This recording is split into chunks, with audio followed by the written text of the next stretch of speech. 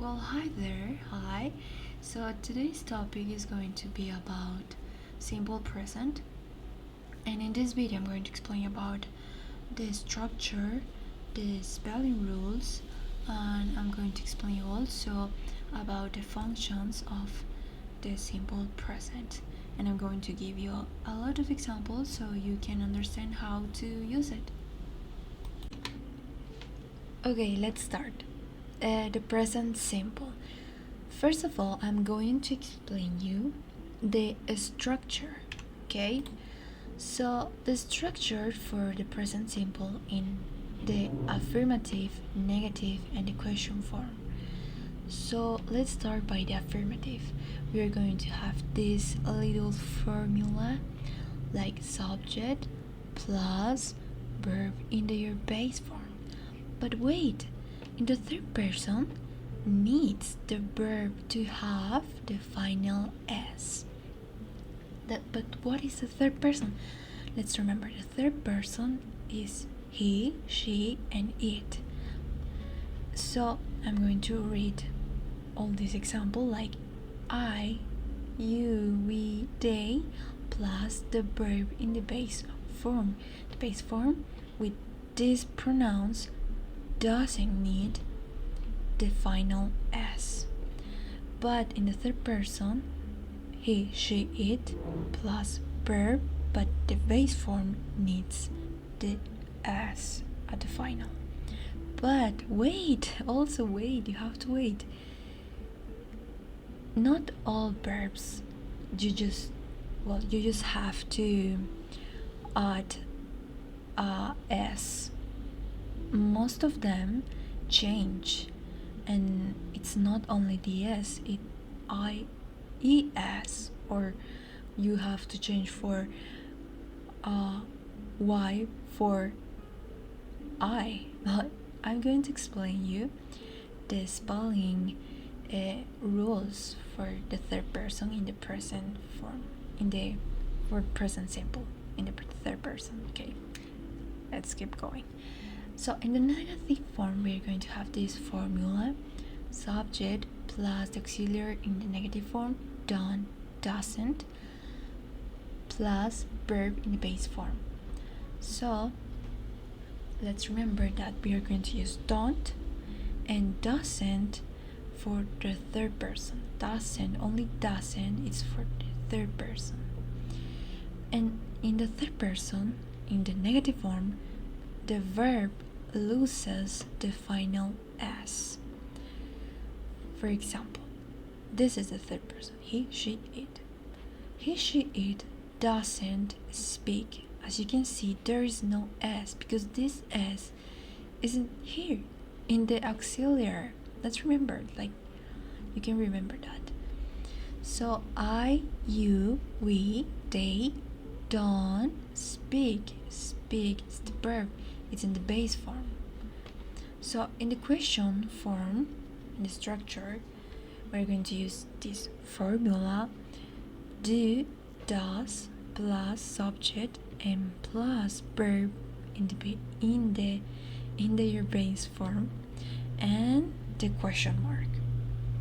So let's remember that does we're going to use for he, she, it, the third person. And here also we're going to use only the base form and question mark. Let's remember, in the negative, in the question, we are going to lose this final S. But in the affirmative, always the third person needs the S. So the spelling rules for the third person: we're going to add S for the most verbs like works, plays, eats, swims, writes, and we're going to add an ES for the verbs that ends with NO or CH, SH, SX. For example, goes, does, watches, finishes, kisses, relaxes. And we're going to add a IES for the verbs that end consonant and Y. For example, studies, flies, tries. And the final rule, we're going to add an s for the verbs that end vowel and y. For example, says, buys, enjoys. Because there's a rule that says, right, we are going to change the y for the letter I or the vowel I. But not all verbs that end with y changes with I. For example, play. We are not going just add I. Play. It's not.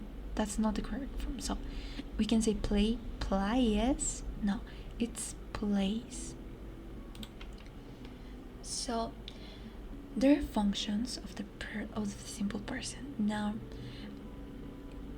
these functions are going to help to realize when are we going to use the simple present, the present simple. So we are going to use in generally or particularly true. So these are things that happen regularly, repeatedly, or are considered facts. That's important. For generally are facts. Remember that. For frequent actions, when a situation is repeated or has a certain frequency, this could be daily, weekly, or monthly. Scheduled actions.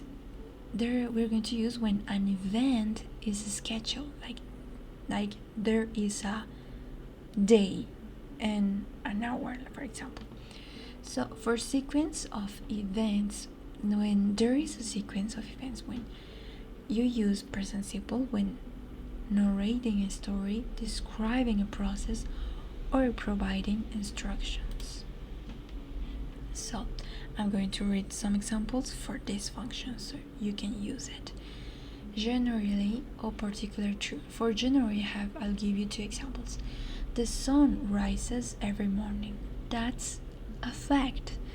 Plants need the sunlight. That's also a fact. They are always going to need that. So for particular true, my dog doesn't want to eat if I am not there with him. That's particular. My sister loves watching telenovelas like Betty la Fea. So for frequent actions, for example, in my family we eat salteña every Sunday morning. My brother reads every day at night. And the third example, my father waters his plants twice a week. The final example, my sister works at hospital from Monday to Friday. Now, schedule actions. As I said, there is an scheduled event. For example, the concert of Taylor Swift starts at 5 p.m. My sister has her vacations in July. Our final exams start in April. The next episode of my series releases on Monday. So for sequence of events, for example, as I said, it's for narrating or telling, like, for example, in the morning my sister wakes up at 5 a.m. Then she packs her luggage for her trip. The second example, if you want to learn a new skill, you have to watch tutorials, practice, fail, and keep going. Like drawing, that's a skill. Now, so you can use sequence of events if you want to, say instructions. For example, if you want to prepare pancakes, first gather the ingredients, then mix them, and finally cook. So that's all of the simple present. Thanks for watching.